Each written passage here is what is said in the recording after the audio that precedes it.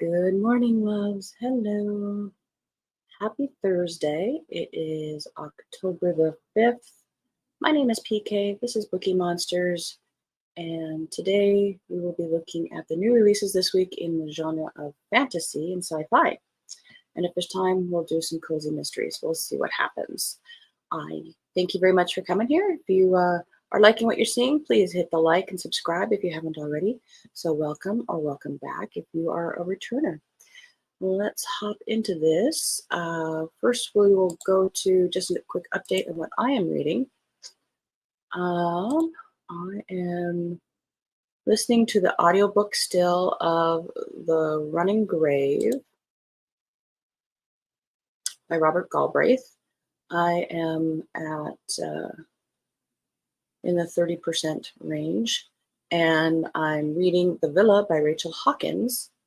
That's a standalone, and I'm at 16%, I believe it said. So I'm enjoying both very much. Yeah, let's see. 36% in the Galbraith and 16% on the Hawkins. Let's hop into some fantasy new releases. I'm going to pause that while we're doing that. Okay. This is according to bookriot.com, and they are having, that's a duplicate, nine in fantasy this week. First one here, After the Forest by Kel Woods. After the Forest is a dark and enchanting fantasy debut that explores the repercussions of a childhood filled with magic and a young woman contending with the truth of happily ever after. Ginger, honey, cinnamon, flower. 20 years after the witch in the gingerbread house, Greta and Hans are struggling to get by. Their mother and stepmother are long dead. Hans is deeply in debt from gambling, and the countryside lies in ruin, its people starving in the aftermath of a brutal war. Greta has a secret, though. The witch's grimoire, secreted away and whispering in Greta's ear for the past 2 decades, and the recipe inside that makes the best gingerbread you've ever tasted. As long as she can bake, Greta can keep her small family afloat. But in a village full of superstition, Greta and her mysteriously addictive gingerbread, not to mention the rumors of her childhood misadventures, is a source of gossip and suspicion. And now dark magic is returning to the woods, and Greta's magic she is still trying to understand, may be the only thing that can save her if it doesn't kill her first. Don't care for the cover of that one. This one's kind of interesting. Curious Tides by Pascal Lascelles. Emery might be a student at the prestigious Aldrin College for Lunar Magics, but her healing abilities have always been mediocre at best, until a treacherous night in the Dovermere Sea Caves leaves a group of her classmates dead, and her as the only survivor. Now Emery is plagued by strange impossible powers that no healer should possess, powers that would ruin her life if the wrong person were to discover them. To gain control of these new abilities, Emery enlists the help of the school's most reclusive student, Baz, a boy already well versed in the deadly nature of darker magic, whose sister happened to be one of the drowned students and Emery's best friend. Determined to find the truth behind the drownings and the cult-like secret society she's convinced her classmates were involved in, Emery is faced with even more questions when the supposedly drowned students start washing ashore alive, only for them each immediately to die horrible magical deaths. Okay, this does not sound fun. And Emery is not the only one seeking answers. When her new magic captures the society's attention, she finds herself drawn into their world of privilege and power, all while wondering if the truth she's searching for might lead her back to Dovermere to face the fate she was never meant to escape. Is it just me? Seems like all fantasy anymore is either a Hunger Games copy of a trial, a competition, or an individual, typically a girl, is discovering powers, wanting to become, hiding from powers. Whatever happened to the good old-fashioned epic fantasy where you've got a group of people going on a quest? That's all I want. Night of the Witch by Sarah Rosh and Beth Rebus. Fritzi is a witch, the only survivor of a brutal attack on her coven. She's determined to bring the Hexenjagers, zealot witch hunters, to justice for the lives they ended. Otto is a Hexenjager, but that's just his cover. He and his sister Hilda have been planning their move against the witch hunters for years as a way to avenge their mother, who was wrongfully burned. When Otto and Hilda take the first step in their bid to destroy the Hexenjagers from within, Fritzi mistakes Hilda for an innocent victim, and her errant protection spell backfires, casting Hilda into the magical ether and painting Fritzi as an undeniable witch. Otto is forced to arrest her, his plan for revenge in tatters, and his sister missing, while Fritzi is now a prisoner of the very organization she fears most. Unwilling to trust each other, Fritzi and Otto can't deny they have a common enemy. They team up to stop the Hexenjagers and find Hilda. Their quest takes them from the oldest city in Germany to the heart of the Black Forest, through hidden aqueducts to magic well springs. As truths come to light and trust shifts, Fritzi and Otto uncover a far more horrifying plot at the center of the Hexenjager attacks. But their own growing feelings for each other may be the most powerful magic of all.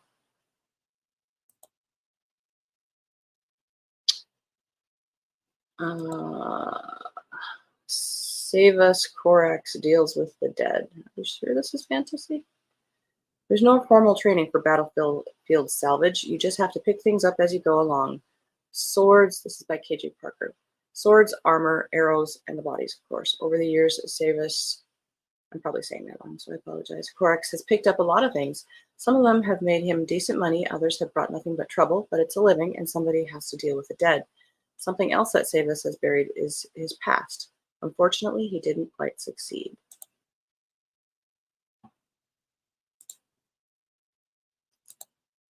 Good morning, Annalise. How are you? Or good afternoon. Thank you. Thank you for coming. Do you read a lot of fantasy? I think I need to read it. Ah. Probably. You are lucky. You get books in more than one language. More to devour. Nom nom. Shield Maiden by Sharon Emmerichs. Both epic and intimate, Shield Maiden is the brilliantly imagined retelling of Beowulf from the perspective of a fierce young woman reclaiming her power.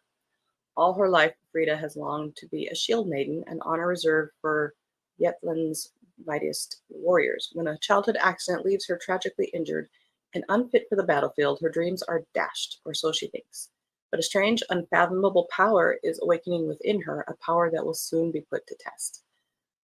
But for when foreign lords and chieftains descend upon Frida's home to celebrate her uncle King Beowulf's 50-year reign, she realizes not all their guests come with good intentions. Treachery is afoot, and Frida must gather her courage to fight for her people, as a queen should, as a shield maiden would, and as only Frida can. But as Frida's power grows stronger, something ancient hears its call. For buried deep in her gilded lair, a dragon awakens, and Frida must prove herself once and for all.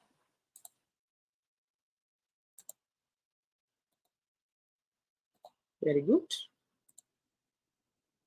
Silence and Shadow. Sorry, copies required.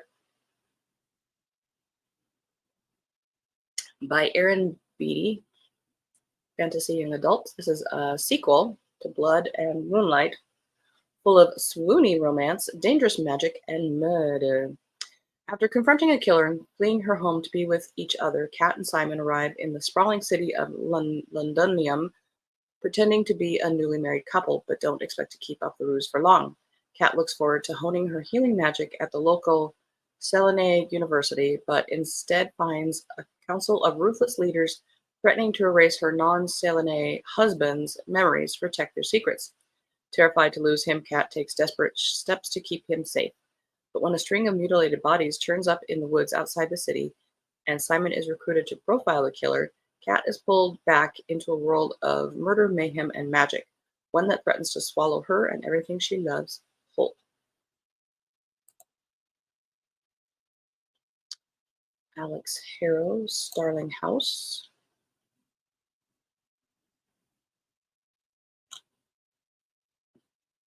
But here's just called Starling. I trust the cover. I think it's Starling House. Yeah, me too. I dream sometimes about a house I've never seen. Opal is a lot of things: orphan, high school dropout, full time cynic, and part time cashier, but above all, she's determined to find a better life for her younger brother Jasper. One that gets them out of Eden, Kentucky, a town remarkable for only two things: bad luck and E. Starling, the reclusive 19th century author of The Underland who disappeared over 100 years ago. All she left behind were dark rumors and her home. Everyone agrees that it's best to ignore the uncanny mansion and its misanthropic heir, Arthur. Almost everyone, anyway. I should be scared, but in the dream, I don't hesitate. Opal has been obsessed with the Underland since she was a child. When she gets the change to step inside the charge? I don't know, inside Starling House and make some extra cash for her brother's escape fund, she can't resist. But sinister forces are digging deeper into the buried secrets of Starling House, and Arthur's own nightmares have become far too real. As Eden itself seems to be drowning in its own ghosts, Opal realizes she might finally have found a reason to stick around. In my dream, I'm home, and now she'll have to fight. Welcome to Starling House. Enter if you dare. Yeah, I don't think I dare.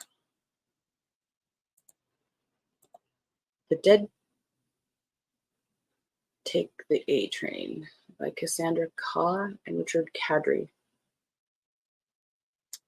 A new story with magic monsters and mayhem, perfect for fans of Neil Gaiman and Joe Hill. So it's kind of horror-ish. Not surprised with the title. Julie is a coked-up, burnt-out 30-year-old whose only retirement plan is dying early. She's been trying to establish herself in the New York City magic scene, and she'll work the most gruesome gigs, exorcise the nastiest demons, and make deals with the cruelest gods to claw her way to the top. But nothing can prepare her for the toughest job yet. When her best friend Sarah shows up at her door in need of help, keeping Sarah safe becomes top priority.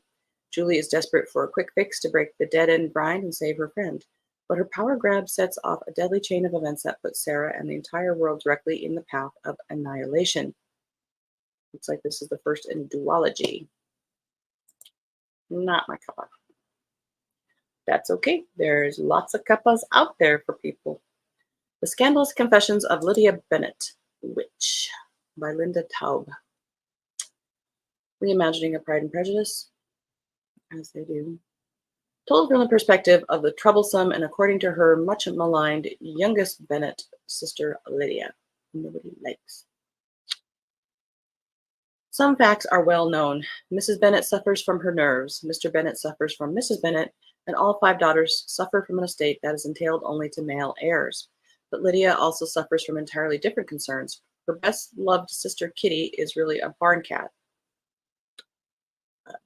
Wickham is every bit as wicked as the world believes him to be, but what else could one expect from a demon? And if Mr. Darcy is uptight about etiquette, that's nothing compared to his feelings about magic. Most of all, Lydia has yet to learn that for a witch, promises have power. Okay.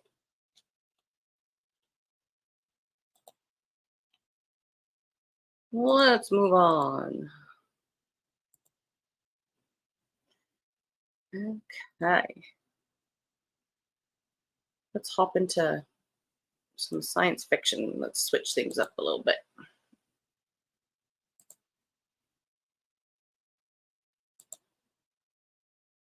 Kindle Unlimited, under 200 pages. The Outbreak, a science fiction series. The Survive Saga, Book 1 by Samuel Morris Jr. is a story of a group fighting for survival. The world outside has grown dangerous. The power is out, and with inconceivable threats lurking, chances of survival are slim. Allegheny's citizens are sitting ducks in the worst blizzard in 39 years, but there's always hope. Hope comes in the form of 3 everyday citizens and a lieutenant from the local police force. Their goal is simple: protect each other and save the city. After the attack begins, James, a banker from the Middle District, is inexplicably thrown into the center of a fight between glowing creatures called Reapers and an entity known as the Agency. While working with powerful new friends, James becomes entrenched in a matter more complex than he could have imagined. Digging deeper may uncover the truth, or it could kill every person in the city. Again, can we not just be out in space? Humans in space. Just give me a story about humans in space. I must be cranky this morning. I bet more coffee is required. Paradox. Book one of the Singularity Chronicles by Michael Woodenberg. In the battle over advanced AI, we will lose our humanity or learn what truly makes us. Will we lose our humanity or learn what truly makes us human? Kira and Noah face a choice. Do they follow in their father's footsteps, advancing artificial intelligence to allow their dying mother to live on? Or do they let her rest in peace and step away from the technology that is dividing humanity? Let her go. That's what the soul is about. Okay. Kira knows her choice and follows her vision to make a sentient AI that captures all of who her mother was. Her path challenges her commitment as she weaves together biology, psychology, philosophy, and robotics, working with world class scientists to unlock the complexity of the human mind and achieve technological singularity. Her brother Noah follows his own vision of humanity, stepping back from advanced technology. He wants to return to an existence focusing on natural connections, but not the artificial world of computers and virtual reality. He leads a team of elite resistance fighters to defend humanity against the dangers of AI, yet finds himself questioning which side is right. In the chaotic battle that ensues, will they lose their humanity or will they learn what truly makes them human? They face a paradox with no easy answers.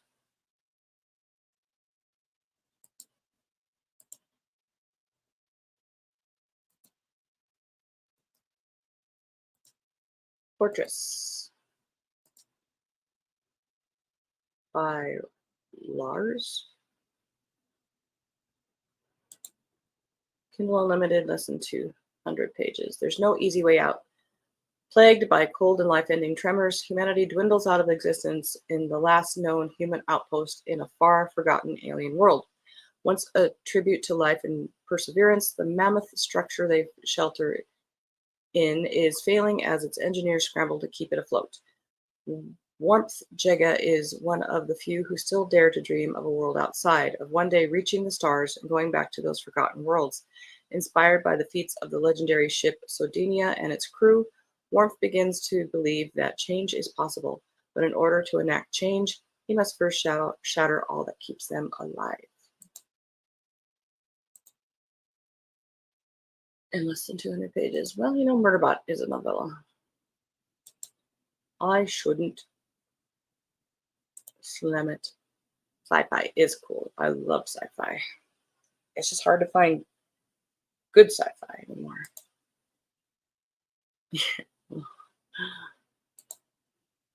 That's what I say. Princess of Dune. Dune, the original, was the first sci-fi I read. It was in junior high, which would have been the early 80s. Princess of Dune. So this must be about Erlan, by Brian Herbert and Kevin J. Anderson. Set 2 years before Dune. Okay, whatever. Told of two key women in the life of Paul Muad'Dib, Princess Irulan, his wife in name only, and Paul's true love, the Fremen Chani. Both women become central to Paul's galaxy-spanning imperial reign. Raised in the imperial court and born to be a political bargaining chip, Irulan was sent at an early age to be trained as a Bene Gesserit sister. As Princess Royal, she also learned important lessons from her father, the Padishah Emperor Shaddam Corrino IV. Now of marriageable age, Princess Irulan sees the machinations of the many factions vying for power: the Bene Gesserit Sisterhood, the Spacing Guild, the Imperial Throne, and a ruthless rebellion in the Imperial military. The young woman has a wise and independent streak and is determined to become much more than a pawn to be moved about on anyone's game board. Meanwhile, on Arrakis, Chani, the daughter of Liet Kynes, the imperial planetologist who serves under the harsh rule of House Harkonnen, is trained in the Fremen mystical ways by an ancient Reverend Mother. Brought up to believe in her father's ecological dream of a green Arrakis, she follows Liet around to imperial testing stations, surviving the many hazards of desert life. Chani soon learns the harsh cost of Fremen dreams and obligations under the oppressive boot heel of the long Harkonnen occupation. This is what I'm talking about. More of this, please. But I have not read, some of them are on my TBR, but to be honest, I have not read all of the Sun's world of Dune, shall we call it. I should. And like I say, I do have a couple on my TBR. Real sci-fi, yes.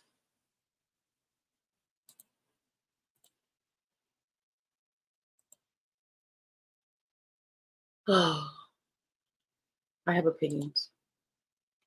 Mercenaries Escape by Stacey Osvet, first in a series. An unwilling assassin, a stranger with the keys to his cell, the start of a revolution. Dural and his unit have been prisoners on an alien ship for as long as they can remember, forced to execute the enemies of their captors to earn their daily food rations. But when his latest mark knows more than should be possible, Dural finds himself at the head of a revolt for freedom, the first book in an exciting military sci-fi series that proves you can separate a unit, but you can never keep them apart. If you like adventure, factions, and proving that humanity can't be repressed, pick up Mercenaries Escape to discover this exciting new series today. But you only did it in 222 pages. Makes me suspect.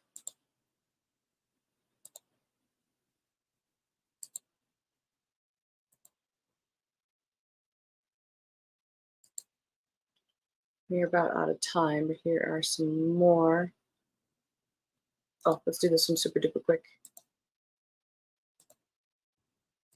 We skipped over it. The Throne of the Fallen by Carrie Maniscalco. Sinner, villain, wicked. The Prince of Envy has never claimed to be a saint, but when a cryptic note arrives signaling the beginning of a deadly game, he knows it will take more than a hint of sin to win and save his falling demon court. Riddles, hex objects, anonymous players, nothing will stand in his way, though none of his meticulous plans prepare him for her, the frustrating artist who ignites his sin like no other. Virtuous, darling, liar. The trouble with scoundrels and blackguards is that they haven't a modicum of honor, a fact Miss Camilla Antonius learns after one desperate mistake allows Waverly Green's most notorious rake to blackmail her.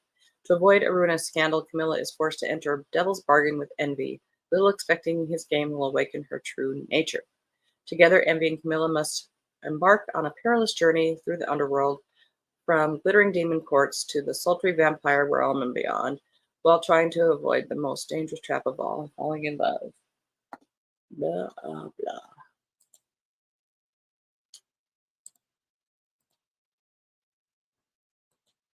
Yeah, I must be feeling kind of snarky this morning. And what's with the pages? Like the lack of them? Exactly. I think they're rushing to publication or something. I don't know. Fantasy and sci-fi should be like, nah. Okay. Roll on. I think I'm gonna have to have a lot of coffee today because it's only Thursday. It's not the weekend yet. Anyway, thank you guys so much for watching this. Annalise, thank you so much for stopping by, and thank you everybody who's might be watching it on replay. I appreciate you guys so much. We do have reading sprints tonight, regularly scheduled. Um, I hear you. Thank goodness. Somebody crying in the wilderness. Sprints tonight at 6:05 Mountain Time, 8:05 p.m. Eastern Time. We'll be going for 2.5 hours per usual. Bring your own book, work on a craft or hobby, or if you want to meditate, that's fine too. Tomorrow is Friday. We'll be doing another morning show at 6 in the morning, 8 in the morning Eastern Time live, or you can watch them on replay. And we will probably be looking at more cozy mysteries and maybe some straight fiction if it catches our attention. We'll see what happens. So hope you guys have a very good Thursday. Be safe, be happy. Coffee is required. It's okay to put down a book if you're not enjoying it because you don't get good person points to struggle through something you are not liking. You're just wasting your time. I give you permission. Set it down. There's lots of good books out there. And as the banner says here, don't be a bookworm, be a bookie monster. Nom nom. Have a good day. God bless.